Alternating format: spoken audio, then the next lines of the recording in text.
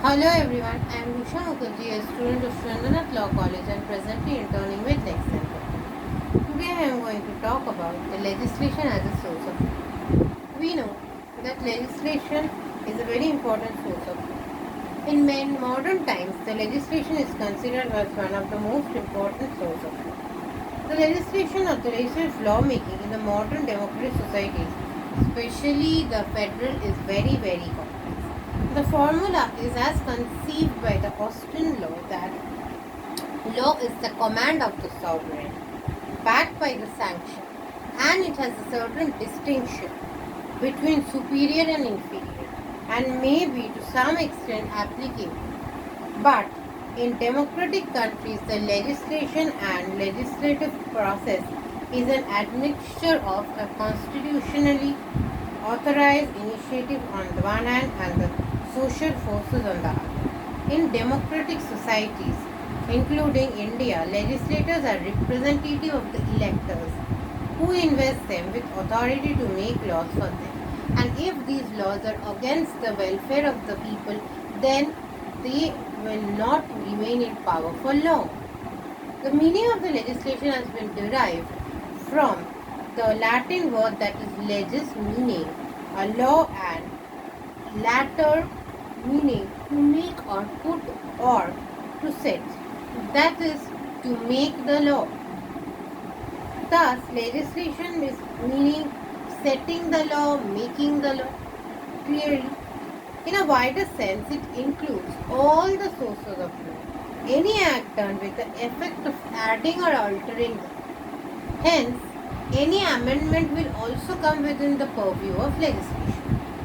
Here it includes all methods of law making when a judge is sitting and making a law or establishing a new principle in judicial decision. It is possible that we have been saying that he is exercising his legislative power. In the other sense, legislation includes every expression of the will of the legislature, whether directed to the making of law or not. Every act of legislature, in this sense, is an instance of legislation, irrespective of its purpose and effect. The legislature does not confine its action to the making of rules. Yet all its functions are included within the term legislation. In a strict or limited sense, it denotes the laying down of legal rules and laws can only be made by a competent law-making authority, that is, a body under which the constitution of the state is empowered to make laws. In the third sense, it is very popular, and while considering legislation as a source of law, we take the third meaning of the term legislation. So, legislation has these three broad meanings. If we talk about the kind of legislation, we know about the supreme legislation and the subordinate legislation. Let us venture a bit about the supreme legislation and the subordinate legislation. In the supreme legislation, we know that legislation which proceeds from sovereign or supreme power in the state is supreme legislation. It is incapable of being repealed, annulled, or controlled by any other supreme legislation. That is, it is the law of the land, the supreme and the supreme sovereign authority. Sovereignty does not involve the legislative powers are unlimited in every way. But the Parliament of India possesses the power of supreme legislation. Parliament in every sense is a sovereign law-making body. But we know the subordinate legislation. The subordinate legislation is that in which it proceeds from any other authority other than the sovereign.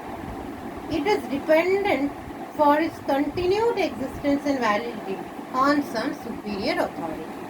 We know that various subordinate legislations can be seen like colonial, executive, judicial, local or municipal, autonomous.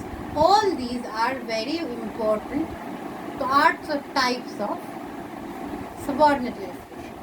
If we talk about the autonomous, we can say all kinds of legislation which we have are proceeding from the state itself, either in the supreme or in the one or other of the subordinate departments.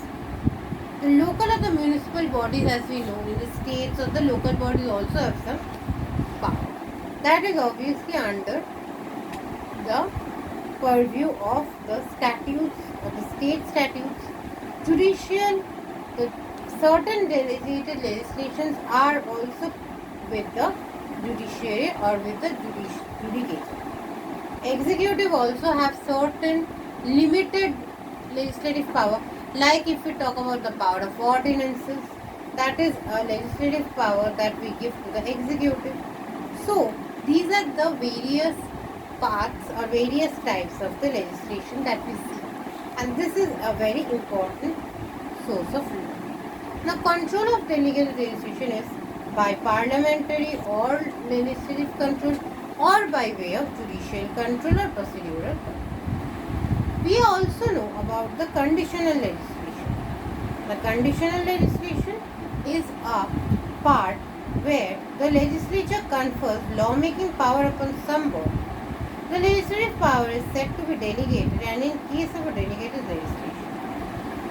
So, but when the legislature itself enacts the law and gives some other body only the power of determining when it should come into force or when it should be applied to a particular area or territory, there is no delegation of power. Instead, it would be a case of conditional legislation. So, actually, the supreme power is deciding when and how they will have the power to make laws and nowhere else. As of now, legislation is the most important part of the law, and we all follow the source of law to understand how and what the law of the land is. If you like my video, subscribe to the channel. That's all for today. Tata and have a nice day.